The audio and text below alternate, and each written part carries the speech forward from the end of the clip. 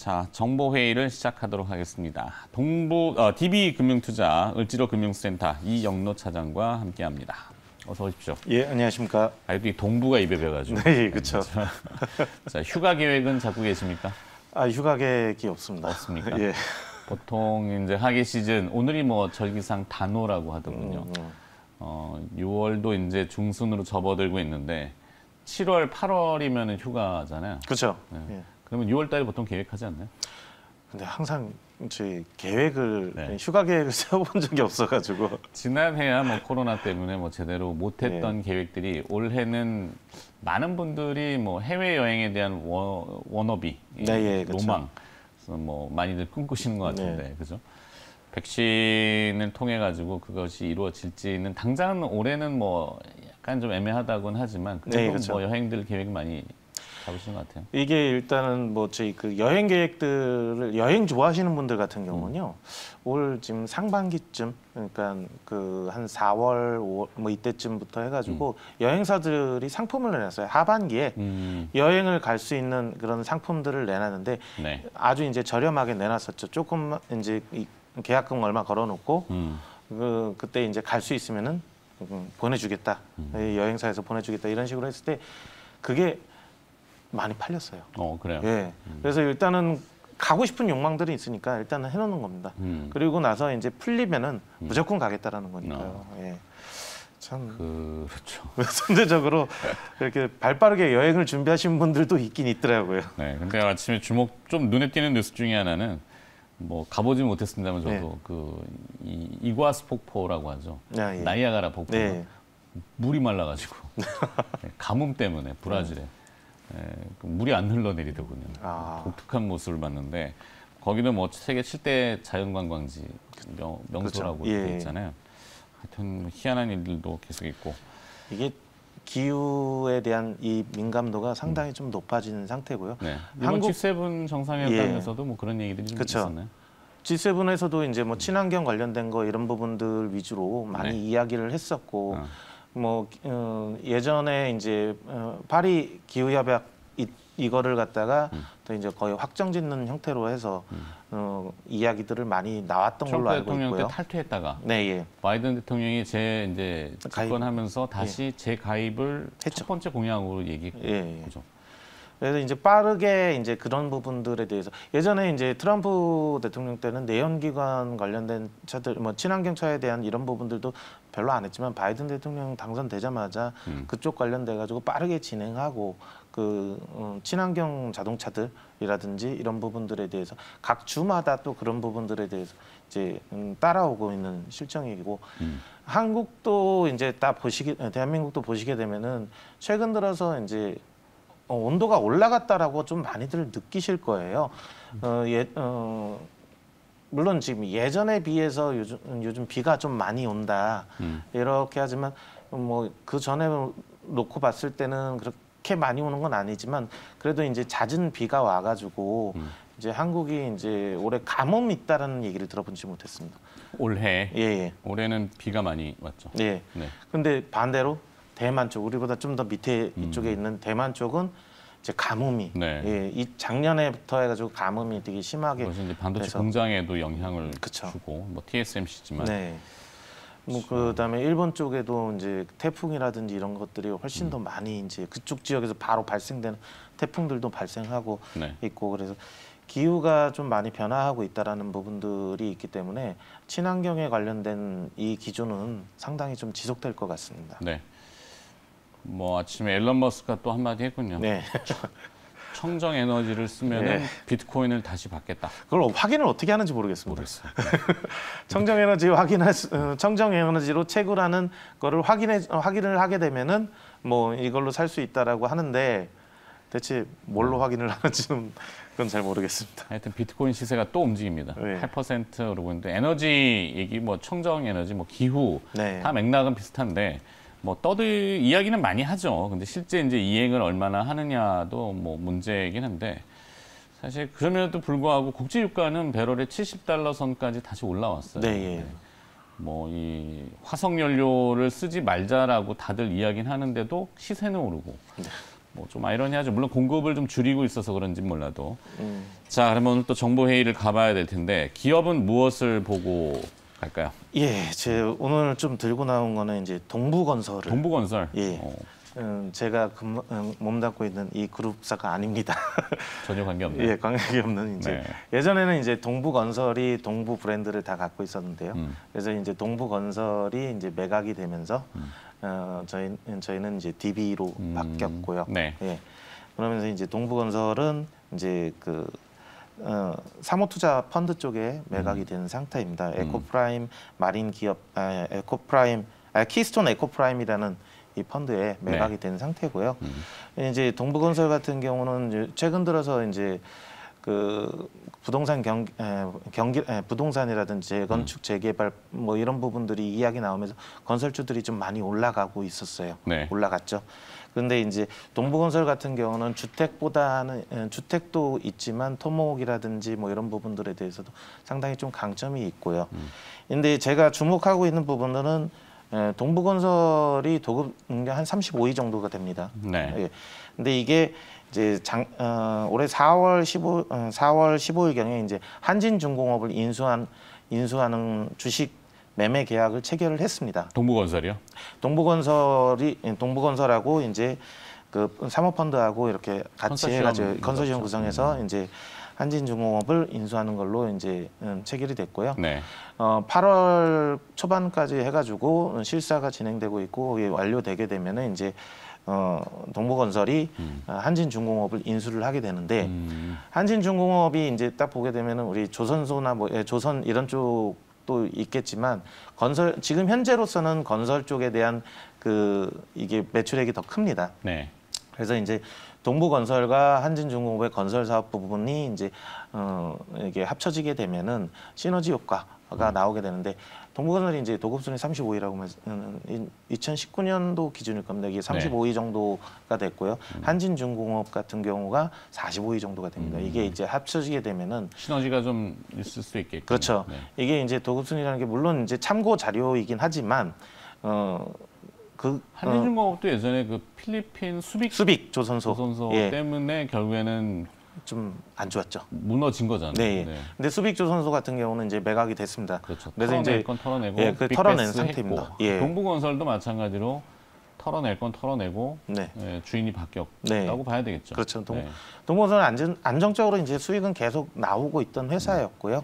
예, 지금 현재 뭐 올해 아파트 같은 브랜드야 뭐 동부는 센트럴빌, 예, 센트럴빌, 예, 뭐 그걸로 상징되는데 이 아파트 시장, 뭐 주택 시장 쪽은 이제 뭐 상당히 경쟁 업체들이 많고.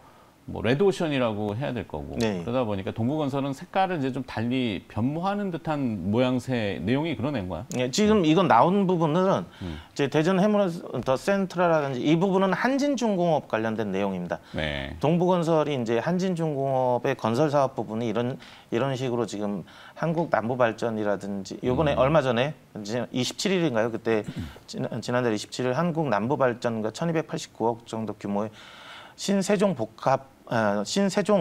복합발전소 건설을 이제 수주를 했거든요. 대전 해모로 더 센트럴하는 주택시장인 거고. 예, 그렇죠. 주택 쪽을 놓칠 못하나 봐요. 건설사 입장에서 보면은 상당히 매력적인 분야. 그렇죠. 이익이 남기 때문에. 이게 일단은 한번 딱 하게 되면은 분양 수익. 그렇죠. 네. 예, 공시지가가 아니라 이제 그 평당 주택을 건설하는 단가하고요. 실질적으로 거래되는 부분들하고 그다음에 뭐 여러 가지 인건비라든지 아니면 충당금 같은 거 이런 것들을 쌓아놓는다고 해도 그거는 시간이 지나게 되면은 이제 본인들이 가져갈 수 있는 충당금 같은 것도 이제 쓸 수도 있는 부분들인데 마진이 상당히 셉니다. 그렇겠죠. 예. 그러니까 놓지를 못하는 거겠죠. 그러니까 이게 뭐 한때 지금도 물론 뭐 아파트나 이런 주택 시장에 대한 거는 이슈가 많이 되고. 네, 그렇죠. 뭐 서민 주택 뭐 얘기부터 시작해서 연결지으면 한도 끝도 없지만 그 모든 그 분양 그러니까 뭐 아파트가 유행을 하다 보니까 그룹사들 일부 전혀 관계가 없었던 회사들도 아파트 시장에 뛰어들고 사실은 대표적인 게 포스코죠. 포스코도 포스코 건설이 포스코 더샵으로 예전에 뛰어드는 바람에 결국엔 재무적으로 흥행할 때야 좋지만 네, 그렇죠. 무너질 때는 그게 이제 단초가 되고. 근데 이제 기존의 건설사들 같은 경우도 특히 이제 이런 회사들 같은 경우는 토목 쪽도 이렇게 상당히 큽니다. 우리가 이제 그런 쪽은 잘 모르거든요. 뭐 우리가 사용하는 인프라 구축하는데 도로, 항만, 뭐 발전소, 부두, 터널 뭐 이런 부분들이 상당히 좀 다양하게 있고 계속적으로 국책 사업이라든지 이런 것들이 계속 진행이 되고 있습니다. 이런 부분들에 대해서 이제 국가에서 이제 그 선정을 할 때 도급 능력이라는 것도 상당히 중요하거든요. 그렇죠. 근데 이게 이제 두 회사가 합쳐서 우리가 그 부분이 들어본 도급 순위. 예. 이게 올라가게 되면은 좀 더 대형, 좀 더 크게 뭐 이런 부분들에 대한 매출액이 기대될 수 있는 이런 부분들이 작용을 하는 거겠죠. 저건 뭐죠? 잠수 지원선. 예. DSV. 한진중공업이 이제 조선 부분 쪽에 갖고 있는 특화된 부분들인데 그 LNG선을 아시아 최초로 얘네가 이제 건조를 했었어요. 예. 그리고 이제 국내에서 이제 아라운호라고 해가지고 세빙선 이게 다닌 배가 있거든요. 이 부분 이것도 만들었었고 잠수 지원선이라고 해가지고 이런 특수선, 그다음에 해적 광케이블 부설선이라든지 그다음에 한국의 고속 단정이라고 해가지고 전투함이죠. 지금 현재는 전투함 배를 만들 때는 전투함 위주의 이런 부분들을 하고 있는데 한국에서 발주되는 고속 단정 전투함 같은 경우는 이제 한진중공업이 독점 이제 공급하고 있는 상황입니다. 군수 쪽도 좀 있군요. 네, 예. 요즘 뭐 얘기 나오는 게 한국형 핵 추진 잠수함. 네, 예.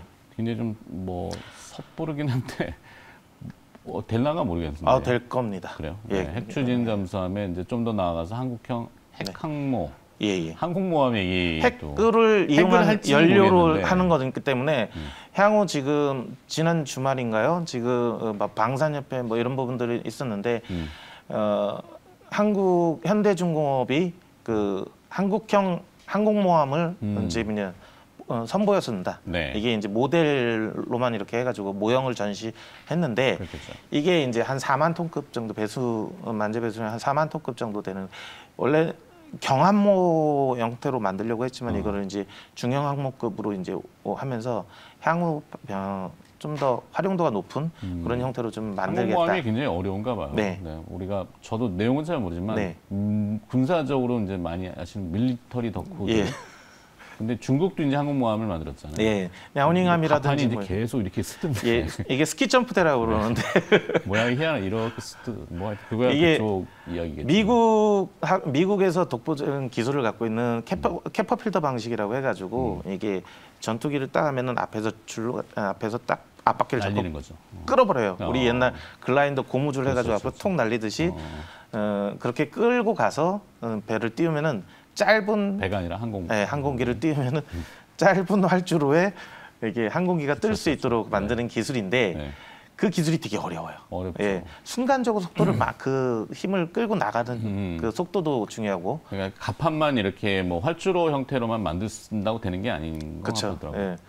그래서 그 부분을 이제 보완하기 위해서 스키 점프대를 이용하게 되면은 약간 앞에 뜨죠. 뜨면서 이렇게 날아가는 형태로. 항공모함이라는 게 이제 군사력의 아주 대표적인 상징이죠. 몇 나라가 없고 뭐 경쟁이 치열하기 때문에 뭐 쉽지는 않겠지만 하여튼 얘기가 원래 우리나라는 뭐 이제 조선은 상당히 수위권에 있기 때문에 못 만들지는 않을 거란 말이죠.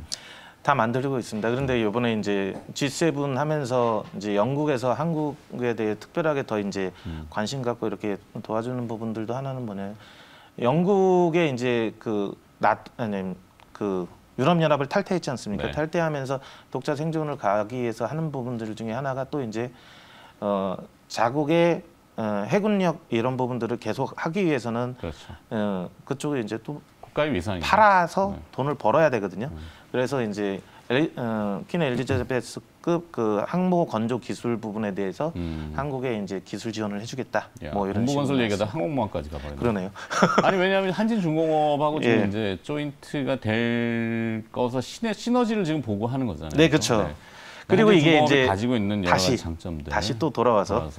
근데 그거 얘기 아세요? 항공모함이 참 그 의미가 있는 게 미국은 이제 대통령이 움직이잖아요. 항모 전단이 따라갑니다. 알고 있어요. 여차하면은 실어 와야 되기 때문에 그런 내용들도 뭐 공공연하게 알려져 있는 거기 때문에 상당히 짜릿한 부분 아니겠어요? 우리도 그렇죠. 이제 우리 VIP 움직일 때 항모 전달이 좀 움직이고 뭐 이러면 좀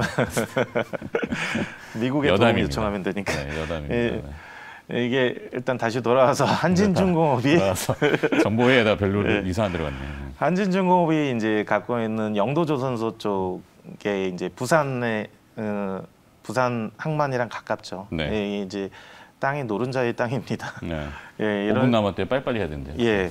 이걸 이제 개발을 통해서 지금 현재 조선업이 이렇게 살아나니까 이거를 개발을 해서 그 독자 생존 시킬 수도 있는 거고요. 뭐 여차하면은 이제 어쨌든 뭐 좋게 만들어서 이제 거기에 대한 부지에 대한 이런 자산 가치에 대한 것들도 상당히 좀 큰 편이고 네. 그래서 합병을 하게 되면은 상당히 시너지 효과가 되게 좋을 것이다. 그러네요. 예. 그리고 뭐 자리도 보게 되면 되게 편안합니다. 시가총액 3천억이면은 그러네요. 네. 네.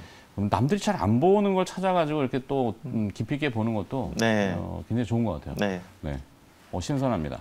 그래서 한번 지금은 뭐 사도 무난하다. 예, 이렇게 좀 보고 있습니다. 동부건설과 한진중공업의 합병이라고 하긴 뭐라 그래야 되지? 이게 이제 인수를 한 건데 인수를 해서 이제 보게 되면은 인수하는 주체가 에코프라임 마린 기업 재무안정 사모펀드거든요. 네. 이쪽하고 동부건설 최대 주주인 히스톤 에코프라임 어떻게 뭐 이름이 겹치는 부분이 있죠. 그러네요. 예. 이제 이 프라임 이쪽에 대해서 가장 많이 투자를 하고 있는 사모펀드에서 가장 많이 투자하고 있는 쪽이 같습니다. 그렇기 때문에 그거를 이제 시너지 효과를 내기 위해서는 어떤 작업이 있겠죠. 추후에 뭐 일정을 봐야 되겠지만 합병 가능성도 배제할 수는 없겠다. 네, 그렇죠. 그리고 뭐 이름 자체는 이제 동부건설과 한진중공업이 뭐 합친 뭐 다른 형태가 되겠지만 사업 내용들 보니까 흥미로운 아니면 한진중공업은 조선 부분 그대로 놔두고 이제 건설 사업 부분만 합칠 수도 있는 부분이니까요. 그럴 수도 있겠네. 네. 하여튼 매력이 있어 보입니다. 위치나 시가총액이나 새로웠었고요. 네. 자, 그다음에 시장 풍문 얘기 몇 가지 하고 가볼까요? 이제 풍문에서 가장 핵심인 건 이제 어쨌든 뭐 G7 정상회담 부분들이 진행이 됐고요. 네. 여기서 나온 것 중에 이제 아까 말씀드린 친환경 이런 부분들도 있지만 그 다른 국가 원수분들이 이제 다 하고 있는 게 이제 대한민국의 백신 글로벌 허브로서의 역할을 기대한다. 뭐 이런 이야기들이 되게 많았었어요. 그리고 이제 서로 이제 조인해서 같이 하자. 뭐 이런 이야기들도 많이 했었는데 위탁 생산업체의 우리나라 한국의 이제 대표적인 기업 SK 바이오사이언스하고 삼성 바이오로직스가 있죠. 삼성 바이오로직스 모더나를 이제 하고 계약을 했고요. SK 바이오사이언스가 노바백스와 아스트라제네카 백신 위탁 생산을 지금 진행하고 있습니다. 네. 그래서 실질적으로 실적이 SK 바이오사이언스 같은 경우 상당히 좀 많이 올라왔어요. 이 부분이 갈수록 커질 걸로 보여지는 거죠. 지금 선진국들이 맞았지만 아직도 맞아야 될 사람들이 50억 명 정도. 지구 남반구는 지금 아직도 뭐 엉망이죠. 네. 한 50억 명 정도의 인구가 맞아야 되는 부분들이냐. 그러면은 이제 mRNA 백신을 이용한 방식 같은 경우는 솔직히 좀 비싸요. 그래서 그리고 콜드 체인이라든지 이런 부분들이 이제 갖춰져야 되는데 일본에서는 그 파이자 백신 지금 한 몇천만 명분이 그 콜드 체인 때문에 불량 나가지고 버려야 된다 그러죠. 이런 부분들이 하는데 일본 같은 경우도 그런 식으로 이제 폐기가 하는데 개발도상국이라든지 좀 이제 후진국들 쪽에서 이렇게 제공한다고 해서 그거를 안전하게 할 수 있는 부분들이 좀 적기 때문에 노바백스나 아스트라제네카 같은 경우는 그런 부분들이 좀 덜하죠. 그렇죠. 생산 시설은 약하니까. 네. 그래, 우리나라가 이제 반도체로 한번 입증을 해봤기 때문에 충분히 뭐 시설 저런 허브 얘기들이 당위성은 있겠죠. 그래서 뭐 단기적으로 보게 되면은 지금 이 관련주로서 이제 SK 바이오사이언스가 되게 좋아 보이고요. 향후에 이제 꾸준히 가는 걸로 봤을 때는 삼성 바이오로직스가 이게 딱 올해로서 한 11년 10년 됐더라고요. 10년 삼성 바이오로직스가 10년 만에 제 3공장까지 준공을 중간에 우여곡절은 많았지만 상당히 이제 한국이 백신 글로벌 백신 허브로서의 역할을 하기 위한 두 축이 이렇게 이제 상당히 좀 강세로 예상되고 있습니다. 네. 하여튼 G7 회의에서 나왔던 예언을 놓치면 안 된다. 네. 네. 시간의 특징 좀 몇 가지 듣고 마무리하겠습니다. 예, 시간에서 이제 한창제지가 좀 있는데요. 박용진 의원 관련주로서 이제 그 좀 올랐고 네, 뭐 정치 대선 출마. 관련주. 예. 그다음에 A프로젠. 예, A프로젠인 KCI하고 HNG 이 두 회사가 지금 네. 올랐는데 한수원하고 두산중공업, 그다음에 CPIA가 이제 극비 회동을 해서 체코 원전에 극비 회동을 했다. 그래서 체코 원전에 대한 기대감. 극비 이런 회동을 부분들. 어떻게 알았을까? 그 극비가 아니었나? 되게 웃겼네요. 예, CPIA 같은 경우가 이제 체코 에너지 협회인데요. 이쪽이랑 이제 같이 했으니 좀 어쨌든 기대감이 높아지는 상황인 거죠. 예. 이건 네. 그다음에 디지털 조선이 이제 좀 올랐는데 윤석열 관련주로 이제 뭐 내용이야 먼저 이렇게 알려준 그럴 거고. 나노스 이제 쌍방울 그룹이 이스타항공 인수 전에 뛰어든 부분에 의해서 네. 쌍방울 그룹 자회사인 나노스가 좀 이제 움직였고요. 뭐 같이 하고 있는 그 뭐죠 하림 할인 예. 컨설팅. 예. 할인 부분 컨소시엄 부분들이 이제 같이 이제 붙어서 하고 있는 건데 저는 할인 같은 경우가 상당히 좀 특이해요. 이제 이게 인수가 그쪽에서 인수가 되면은 항공 물류 이동하는 부분하고 그다음에 배로 해상은 페노션 그다음에 육지 부분에 대해서 그 이번에 양재동 물류센터 부분을 통해서 같이 이제 도심 서울권 서울 경기 이쪽 완전히 대단지 육해공 물류를 한번 해보겠다. 밸류 체인이 완전 딱 갖춰져 있는 부분들 그래서 상당히 좀 이쁜 그림이 나오는 거 아닌가 보여지고 있습니다. 알겠습니다. 여기까지 오늘 동부건설이 눈에 싹 들어왔네. 자, 정보 회의를 나눠봤습니다. DB금융투자 을지로 금융센터 이영로 차장이었습니다. 고맙습니다. 네, 감사합니다.